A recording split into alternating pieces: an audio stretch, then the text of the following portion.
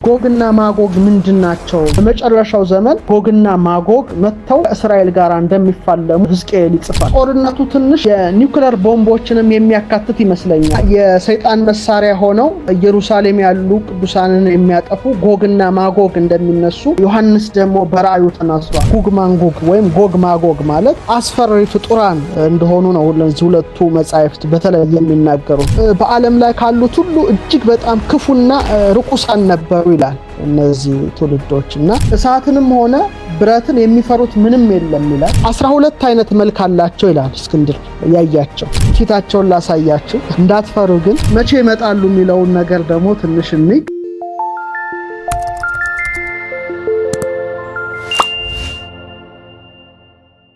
ዛሬ የምንወያየው ስለ ጎግና ማጎግ ነው። እንግዲህ ጎግና ማጎግ በቅዱሳት መጻሕፍት ላይ ከ13 ጊዜ በላይ ተጠቅሰዋል። ስለ ጎግና ማጎግ በርካታ አስተያየት በዓለም አቀፍ ምሁራን ተሰጥቷል። እስካሁን ድረስ ያነጋግራል፣ እስካሁን ድረስ ያወያያል፣ እስካሁን ድረስ በርካቶች በእነዚህ ዙሪያ በርካታ ዶክመንተሪ ሰርተዋል። እኔ ዛሬ ማቀርብላችሁ በቀላሉ የምታገኟቸውን ነገር አይደለም። ምናልባት ላታገኟቸው የምትችሉትን አንዳንድ ቁም ነገሮችን ነው ምነግራችሁ። እንግዲህ ስለ ጎግና ማጎግ መጀመሪያ አለቃ ኪዳነ ወልድ ክፍሌ የፈቱትን ባጭሩ ነግራቸዋለሁ። ቅዱሳት መጻሕፍት ላይ እንዴት እንደተጠቀሱ በጥቂቱ እናነሳና ወደሚገርመው ውይይታችን እንቃላት። ጎግ ማለት ምን ማለት ነው፣ ማጎግ ምን ማለት ነው የሚለውን በተወሰነ መልኩ ፈተውታል። እንግዲህ እሳቸው ምንድነው የሚሉት? ጎግ ማለት የሀገር ስም ነው፣ ስም ሀገር ነው ይሉታል። የሀገር ስም ጎግ ይባላል። ማጎጋውያን የሚባሉ ወይም ቃውቃዝ የሚባሉ ነገዶች የወረሱትና የሰፈሩበት ቦታ ነው ብለው ጎግን ይፈታሉ። ማጎጋውያን የወረሱት ስለሆነ ጎግና ማጎግ ተባለ ብለው ይፈታሉ። ማጎግን ደግሞ የሚሏቸው ምንድነው? ስመ ነገድ፣ የነገድ ስሞች ናቸው። በተለይ የደቂቀ ያፌት ወይም የያፌት ልጆች ናቸው ብለው ፈተውታል። ይህንንም ያዙት።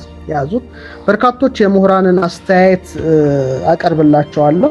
ከዛ በኋላ ግን ሰፋ ወዳለው ነገር ወስዳቸዋለሁ።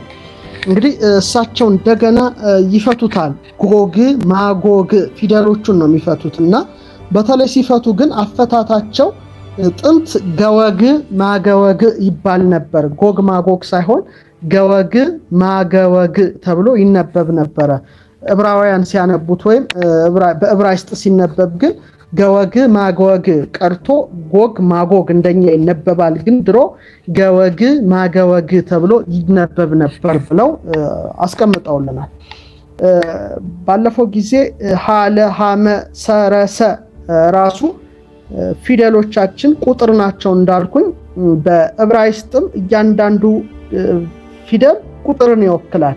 ስለዚህ ሊቁ በዕብራይስጥ አልፋቤት ወይም በአሌፋቱ ቁጥር ወክለው ለጎግና ማጎግ የቁጥር ውክልና ሰጥተዋል። ለምሳሌ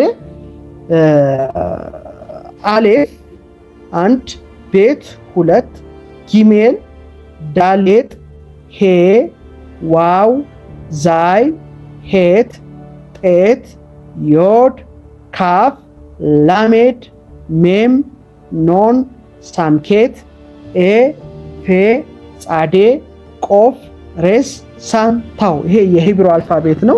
የግሪኩ አልፋቤት ጋማ ዴልታ ኤፕሲሎን ሲታ ቴታ ቴታ ዮድ ካፕ ላምዳ ሚኒ ኪሶ ሚክሮ ፓይሮ ይላል። እንደዚህ ሁሉ ይሄ ደግሞ ቁጥር አለውና ገ ምን ላይ ነው ብለው ይፈታሉ። ገ 3 ነው። አ በ ገ ደ እያልን ስንቆጥር ገ 3 ላይ ነው። ወ ደግሞ አ በ ገ ደ ሀ ወ 6 ላይ ነው።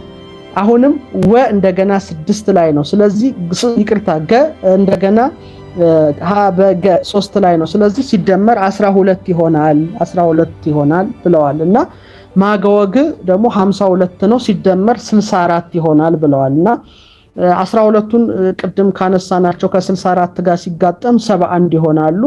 70 ወይም 71ዱ ህዝቦች ናቸው። 72ኛው እስራኤል ናቸውና የአዳምን ዘር ያሳያል ብለው የፈቱበት አለና ይሄን ነገር ማየቱ አይጎዳም። ሌላው እንደገና ሕዝቅኤል ትርጓሜያቸው ላይ እኚሁ ምሁር ምን ብለዋል? ጎግና ማጎግ ጋር አብረው የተጠሩት ሞሳ እና ቶቤል አንድ ላይ አድርገው ማጎግና ሞሳ ቶቤል ወንድማማች ናቸው፣ ከሰባቱ ደቂቀ ያፌት ሶስቱ እኒ ናቸው የሚል አስቀምጠውልናል። ይሄ እንግዲህ እሳቸው ትርጉም ነው። እንደውም እሳቸው ምን ብለዋል? እነዚህ ትውልዶች ድሮ አሉ ከአርማንያና ከቃውቃዝ እየተውጣጡ እስራኤልን ያውኩ ነበረ። ኢየሩሳሌምን ሳትቀር ቤተ መቅደሱን ገብተው ይወሩ ይዘርፉ ነበረ። በኋላ ግን የሴም ትውልዶች አስወጥተዋቸዋልና በጣም ጨካኞች ስለነበሩ ዛሬ ድረስ ስማቸው ጉግማንጉግ ወይም ጎግማጎግ ሲባል አስፈሪ ሆኖ ዛሬ ድረስ ይነገራል ብለው ሊቁ አስቀመጡ።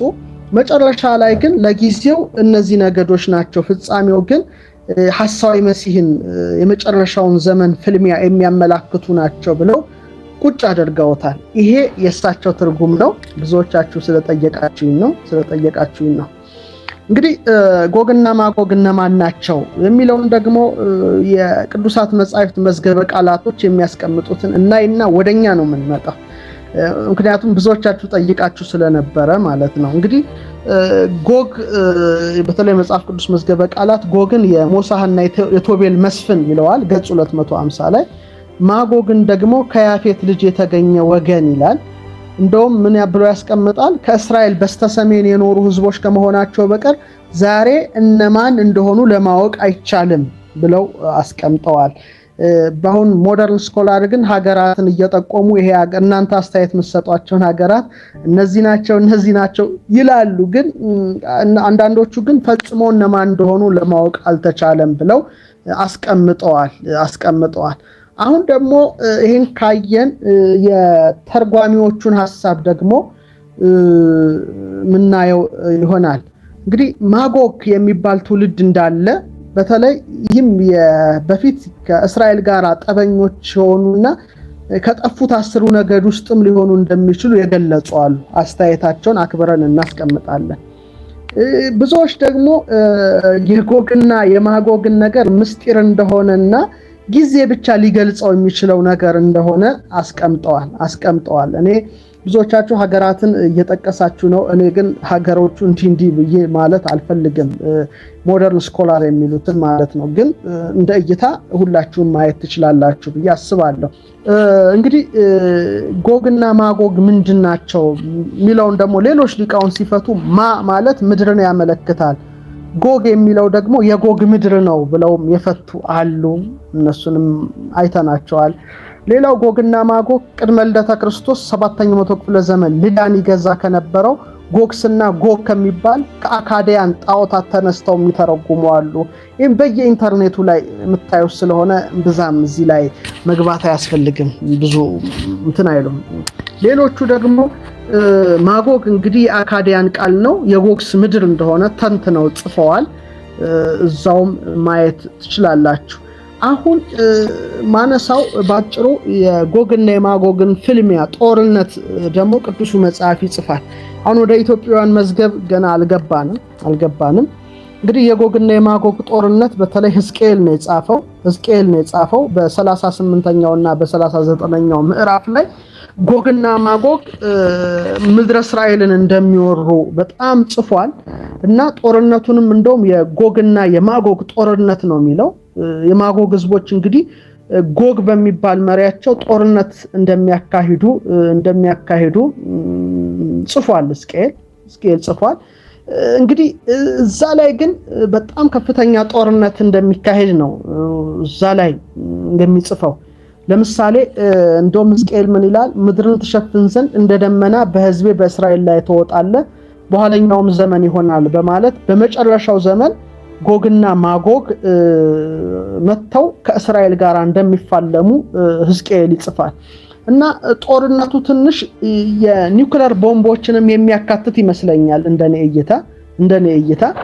ምክንያቱም ምን ይላል 38ኛው ምዕራፍ ቁጥር 22 ላይ ስለ ጎግና ማጎግ ተናግሮ በቸነፈርና በደም እፈርድበታለሁ፣ ዶፍም የበረዶም ድንጋይ እሳትና ድኝም በእርሱና በጭፍሮቹ ከእርሱ ጋር ባሉ በብዙ ህዝብ ላይ አዘንባለሁ ይላል። እና ይህ እሳት ድኝ ማለት እንግዲህ አሁን ያሉ መሳሪያዎች እንደ ኒኩለር ቦምብ አቶሚክ ቦምብ ሊኖር ይችላል በፍልሚያው ላይ ያስብላል ነው እርግጠኛነቱን እንግዲህ መመርመር ያስፈልጋል እና ፍልሚያው እስራኤል ላይ ሲካሄድ እግዚአብሔር ደግሞ ተፈጥሯዊ የሆኑ ነገሮችን አደጋዎችን ጎግ ላይ አምጥቶ እንደሚሸነፉ ደግሞ ይጽፋል እና በጣም መመርመር እንዳለበት ይሰማኛል። ይሄ ያለውን እውነታ ነው መናገራችሁ። እኔ ግን የምፈልገው ሌላ ክፍል አለ፣ እሱ ላይ እንገባለን። እንግዲህ በሕዝቅኤል 39:1 ላይ ደግሞ ትንሽ ጠጠር ያለ ነገር ስለዚህ ይጽፋል።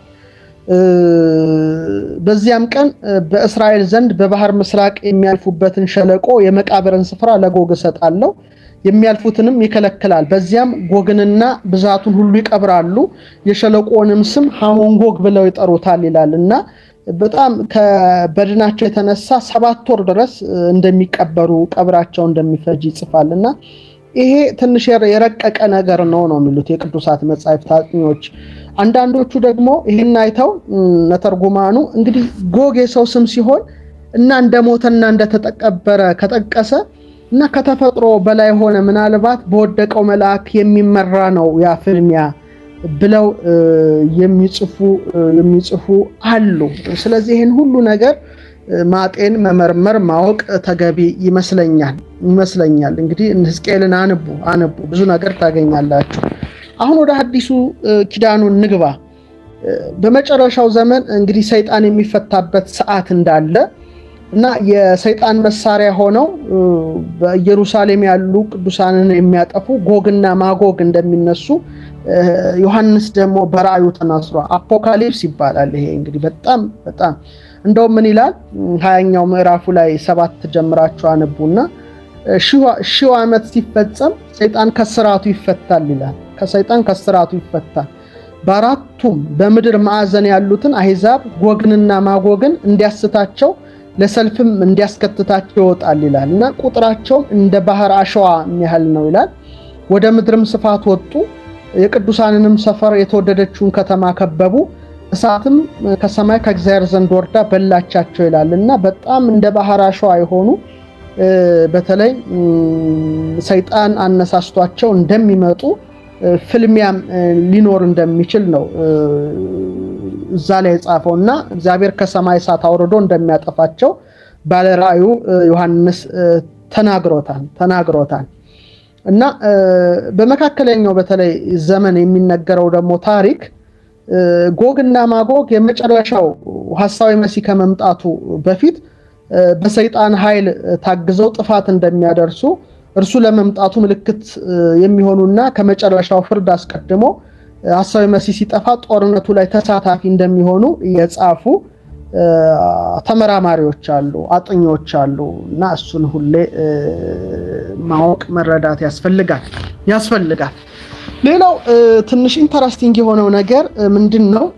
ከአርማጌዶን ፍልሚያ በፊት ማለት ነው 7ኛው ጽዋ ከማፍሰሱ በፊት በጣም የሚገርም ነገር ነው የተጻፈው። በተለይ ራዕይ 16:12 ላይ እንዲህ ይላል፣ 6ኛውም ጽዋውን በታላቅ ወንዝ በኤፍራጥስ ላይ አፈሰሰ ይላል።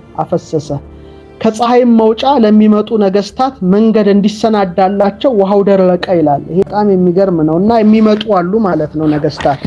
እነዚህ ክፉዎች አይደሉም፣ ቅዱሳን ነገስታት እንደሆኑ ነው የሚነገረውና በኤፍራጥስ ላይ መልአኩ ሲያፈሰው ከፀሐይ መውጫ የሚመጡ ነገስታት አሉ ማለት ነውና መንገዱ እንዲሰናዳላቸው ውሃው ደረቀ በማለት ነው የሚያስቀምጠው። ይሄን ይዘው የኢትዮጵያ መተርጉማን ወደ ብሔረ ብፁዓን ውስጥ ያሉት 1000 ዘመን የሚኖሩ ቅዱሳን ሁሉ ይመጣሉ ብለው ተናግረዋል። እነዚህ እንግዲህ 5 የመሬት ዓለማት አሉ። አንደኛው በርባሮስ የሚባለው የመሬት ውስጠኛው ክፍል ነው። ሁለተኛው እቺ የምንኖርባት ምድር ናት። ሌላው ገነት ናት። ገነት በስተምስራቅ የመሬት አካል ናት፣ ከሰማይ ዝቅ ከምድር ከፍ ያለች። ሌላው በስተሰሜን ብሔረ ሕያዋን የሚባል ዓለም አለ። በኢትዮጵያ ጥንታዊያት ዶክመንቶች በብዛት አለ። እነ ሄኖክ፣ እነ ኤልያስ፣ እነ እዝራ የተሰወሩበት ነው። ሌላው ወደ ብሔረ ብፁዓን በስተደቡብ ያለ ዓለም አለ። እዛ ደግሞ 1000 ዘመን ሊኖሩ የሚችሉ ሰዎች ቅዱሳን ሰዎች ያሉበት ቦታ መካነ ቅዱሳን እንደሆነ ይነገራል። ብፁዓን ማለት ራሱ ክቡራን ሰዎች ንዑዳን ክቡራን ሰዎች ያሉበት ማለት ነው። እነዚህ የአዳም እድሜ ተሰጥቷቸዋል። አዳም 1000 ዓመት ቢቆይ ኖሮ የሕይወት ዛፍን ተመግቦ ኢየሩሳሌም ይገባ ነበረ። ነገር ግን 1000 ዓመት ሳይቆይ 7 ዓመት ብቻ ገነት ቆይቶ የተከለከለውን ዛፍ በልቶ ወደ ምድር ሲወድቅ 930 ዓመት ነው የኖረው። እንግዲህ አዳም 1000 ዓመት ሊሞላው 70 ዓመት ቀርቶት ነበር። ባለፈው አንስቼላችኋለሁ። 1000 ዓመት ሊሞላው 70 ዓመት ሲቀረው ነው አዳም የሞተው እና ያ 70 ዓመት ለኛ ተሰጥቷል። እድሜያችን 70 ነው የተባለበት ምክንያት አዳም 1000 ዓመት ሊሞላው 70 ስለቀረው ነው። ሌላው ግን ይሄ 1000 ዓመት ግን እዛ ላሉት ተሰጥቷል እና በጣም የተለየ ዓለም ነው ብሔረ ብፁዓን። እዛ ያሉ ሰዎች የሚመገቡት ገነትን ለማናፈስ ሰርክ ላይ ገነት ፍሬዎች ይዘንቡላቸዋል። ያን እየተመገቡ ይኖራሉና እነሱ የሚመጡበት ጊዜ አለ ማለት ነው። ይሄ እንግዲህ ከአርማጌዶን ፍልሚያ በፊት የሆነ ነገር ነውና ከፀሐይ መውጫ ለሚመጡ ነገስታት መንገድ እንዲሰናዳላቸው ውሃው ደረቀ ብሎ ያስቀምጣል። ይሄንን ካየን እናንተ ይሄንን ብዙ ቦታ ታገኙታላችሁ፣ መዝገበ ቃላት ላይ፣ ዩቲዩብ ላይ ወዘተረፈ ይሄን ሁሉ ነገር ታገኙታላችሁ። እኔ ምናልባት ላቀርብላችሁ የምፈልገው እናንተ ማታገኟቸው በብራና ላይ የተጻፉ መጻሕፍት እኛ ያነበብናቸው የተመለከትናቸው ነገሮችን ነው ባጋራችሁ መልካም የሚሆነው እንጂ ጉግል ላይ ምናምን ላይ ጎግማጎግ ብዙ ነገሮች አሉ ከአገር ጋር አስተያይተው የሚጽፉ አሉ። ያን እናንተ ሂዱበት። በጣም ቀላል ነው። አሁን ምነግራችሁ አንድ 3 መጽሐፍ የጥንት ዶክመንት ያየኋቸው ናቸው። 2 መጽሐፍ ላይ ስለ ጎግና ማጎግ የተነገሩ ተመልክቻለሁ እና አንደኛው መጽሐፈ ንህብ ይባላል፣ የጥንት መጽሐፍ ነው። ሁለተኛው ዜና እስክንድር ነው እና ሌላ አንድ መጽሐፍ አለና እዛ ላይ ስላሉ ደግሞ ለየት ያሉ ጎግና ማጎግ ስለሚባሉ ተቆልፈው ስላሉ ፍጡራን ነው። መጽሐፈ ንህብና መጽሐፈ እስክንድር ስለነዚህ ፍጡራን ይጽፋል። ግን ለየት ያለ ነው እና አሁን ጎግ ማጎግ የሀገር የነገድ የምን የሚለውን ወጣ ብሎ እነዚህ ደግሞ ለየት ያሉ ናቸውና ጉግ ማንጉግ ወይም ጎግ ማጎግ ማለት አስፈሪ ፍጡራን እንደሆኑ ነው ሁለቱ መጻሕፍት በተለይ የሚናገሩት። መጽሐፈ ንህብ ምን ይላል? ቃል በቃል ላንብብላችሁ። እስክንድር ይላል በነገሰ ጊዜ አገሮችና ከተሞችን ድል እያደረገ ወደ ምስራቅ ሲደርስ ይላል ከያፌት ልጆች የሆኑ ሰዎችን በምስራቅ ወሰኖች ሰፍረው ተመለከተ ይላል። አሁን በንጽጽር ነው ዜና እስክንድርና ይሄን መጽሐፍ የምናየው እና እነርሱም በዓለም ላይ ካሉት ሁሉ እጅግ በጣም ክፉና ርኩሳን ነበሩ ይላል። እነዚህ ትውልዶችና አይጦችን፣ በምድር ላይ የሚርመሰመሰውን ፍጥረት፣ እባቦችን፣ ጊንጦችን ሁሉ ይበሉ ነበር ይላል እና ምን ብሎ ይገልጣቸዋል? ቆሻሻና አስቀያሚ መልክ ያላቸው ነበሩ ብሎ ነው የሚገልጸው። ቆሻሻና አስቀያሚ መልክ ያላቸው ናቸው ብሎ ይገልጻቸዋል እነዚህ ጎግና ማጎግ። በኋላ ግን ስንት እንደሆኑ ነግራቸዋለሁ። ቁጥሮቹን ሁሉ ያስቀምጣል ይሄ መጽሐፍ እና ሟች አስከሬኖቻቸውን በጭራሽ ቀብረው አያውቁም ይላል። እንደውም ሴቶች በወርጃ ያወጣቸውን ልጆችና ከወሊድ በኋላ የሚወገደውን ሁሉ ይመገቡ ነበር ይላል እና እግዚአብሔርን የማያውቁ የማሰብ ባህሪ የተሳናቸው እንደ ነጣቂ አውሬዎች ሆነው ነው በዚህ ዓለም የኖሩት ብሎ ያስቀምጣል። እንግዲህ ይሄ መጽሐፈ ንህብ የሚባለው መጽሐፍ ነው። መጽሐፈ እስክንድር ደግሞ እንዲህ ብሎ ያስቀምጣቸዋል። መጽሐፈ እስክንድር ደግሞ ትንሽ ለየት ያደርጋል። ሰበዳት ብሎ ይገልጻቸዋል። ቃግስታት ይላቸዋል። ሰማንድሪስ ይላቸዋል። ስማቸውን በዛ ያደርገዋል እና ዳግመኛም ይላል እስክንድር የአጋንንት የሰማንድሪስ ትውልድ የሆኑ ቃግስታት ሰበዳት እንዳሉ ሰማ ይላል። ግማሽ ፊታቸው እንደ ውሻ የሆነ ግማሾቻቸው የአንበሳ ጅራት የሆነ ግማሾቻቸው የንስር ክንፍ የሆነ ድብና የዱር ድመት የሚመስሉ አሉ ይላል። ይሄንን አንድሮሜዳ ላይ ያነቡት አለ ቃል በቃል። ይሄን መጽሐፍ በደንብ ሊኖራችሁ ይገባል። እና ከዛ በኋላ እስክንድር የፊታቸውን ህብር አስፈሪነት ከገለጸ በኋላ አመጋገባቸውን ደግሞ ያስቀምጣል። ምን ይላል? ወያረፉ መብላ አሐተ ሰዓተ ወኩሎ ዘረከቡ ይበሉ ዘስጋ፣ አንዲት ሰዓት እንኳን ከመብል ረፍት የላቸውም ይላል። ቃል በቃል ነው፣ ግዕዙን ነው ወደ አማርኛ የተረጎምኩት። የስጋ ወገን የሆነውን ያገኙትም ሁሉ ይበላሉ፣ ያገኙትን ከመመገብ በቀር ምንም አይሰሩም ይላል። ከነጠብጣብ ወገን፣ ከቅጠል፣ ከስር ወገን ያለውን ምንም የሚነቁት የሚተውት የለም ይላል። ያገኙትን ሁሉ ይጨርሳሉ ይላልና 12 አይነት መልክ አላቸው ይላል እስክንድር ያያቸው። ሳርና ገለባን የሚቅሙ የአንበሳ አፍ አላቸው ይላል። የላም ፊት ያላቸው አሉ፣ አራዊት የሚመስሉ ርኩሱንም የሚመገቡ የአውሬና የፍኝት ራስ የሚመስሉ አመድ የሚልሱም አሉ ይላል ዜና እስክንድር። የባህር ወፍና አዞ የሚመስሉ አንደም የሚጠጡ አሉ ይላል። እንግዲህ ምን ያህል በተለይ ሙቪ የምታዩ እነዚህን ገጸ ባህሪያት ሃሊውድ ላይ ሲሰራ አይታቸዋል ብዬ አስባለሁ። እና በባህር ውስጥ ያሉትን ንጹህንም ርኩሱንም ይጨርሳሉ ይላል። የአውራሪሶች ፊት የሚመስሉ ደግሞ የእንጨቶችን ስሮች ደረቁንም እርጥቡንም የሚበሉ አሉ ይላል። የንስር ፊት የሚመስሉ የእንጨት ጠሎች የሚበሉ አሉ፣ እሳትን ደግሞ እንደ ውሃ ይጠጣሉ ይላል። እነዚህን እስቲ ፊታቸውን ላሳያችሁ እንዳትፈሩ። ግን አይ ቲንክ ይሄን ይመስላል። ይሄ ብራናው ነው፣ ብራናው ነው። ይሄን ይመስላል።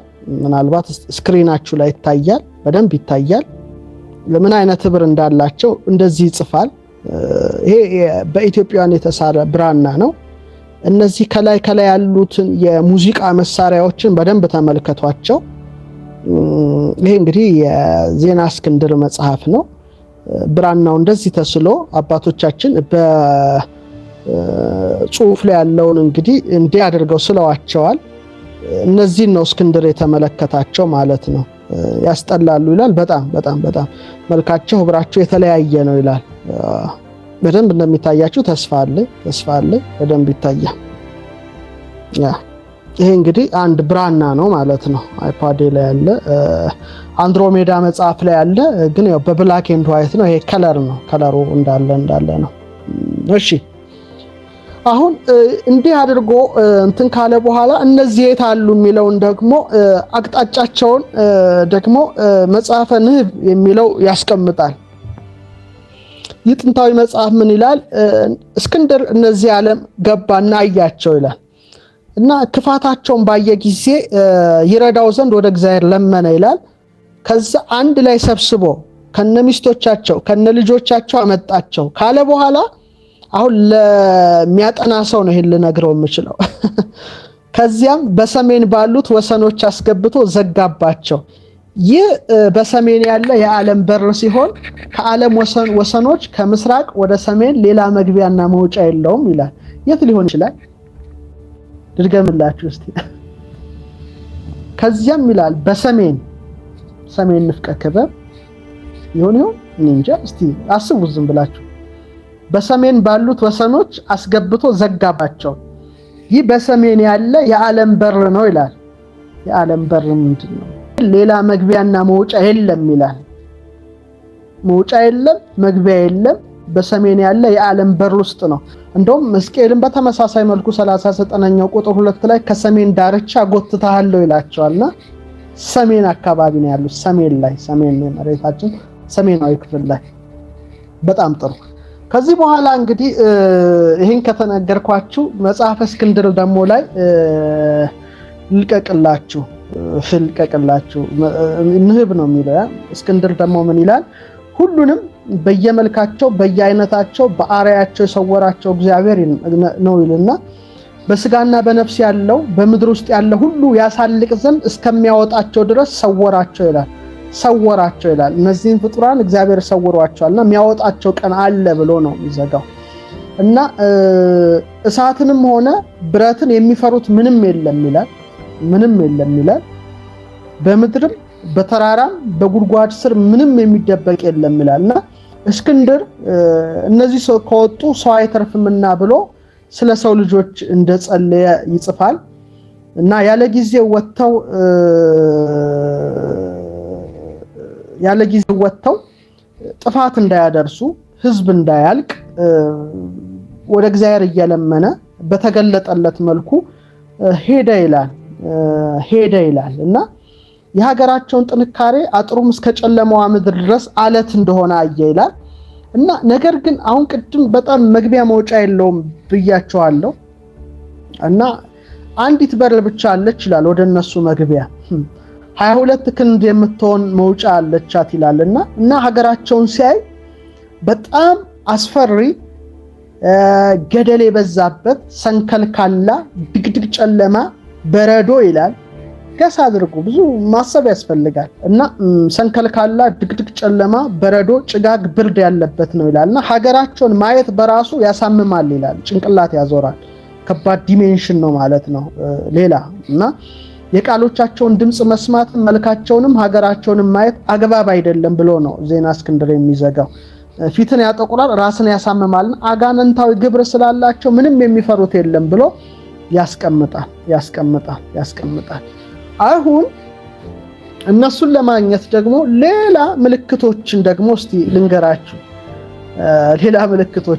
እነዚህ ምልክቶች ሁለት ተራራዎች ናቸው እነዚህ ሁለቱ ተራራዎች አንደኛው እስቲ በመጽሐፈ ንህብ የተጠቀሰውን ልንገራችሁ እና ደግሞ ወደ እስክንድር ደግሞ እንመለሳለን ሁሉም የኛ ናቸው መጽሐፍቱን እንዋኝባቸዋለን ችግር የለም መጽሐፈ ንህብ ላይ እስክንድር ይላል በለቅሶ ወደ እግዚአብሔር በጸለየ ጊዜ ይላል እግዚአብሔር ጸሎቱን ሰምቶ ሁለቱን የሰሜን ልጆች የተባሉትን ግዙፍ ተራራ አዘዘ ይላል የሰሜን ልጆች ነው የሚላቸው ውሉደ ሰሜን ይላቸዋልና ተራራዎቹ ስሞቹ ራሳቸውና በመካከላቸው 12 ክንድ ያህል ክፍተት በመተው እርስ በርስ እንዲጠጋጉ አደረገ ይላል ቅርፍዴል ምድቄል ብሎ ያነሳዋል ዜና እስክንድር ግን ይሄ ግን ምን ይላል 12 ክንዶች ያህል ክፍተት በመተው ተራራዎቹ እንዲጠጋጉ አደረገ ይላል አሁን ያ ዓለም አላቸው በሩን አይታውታቸዋል ቦታውን አይታቸዋል ከዛ ተራራ መጣና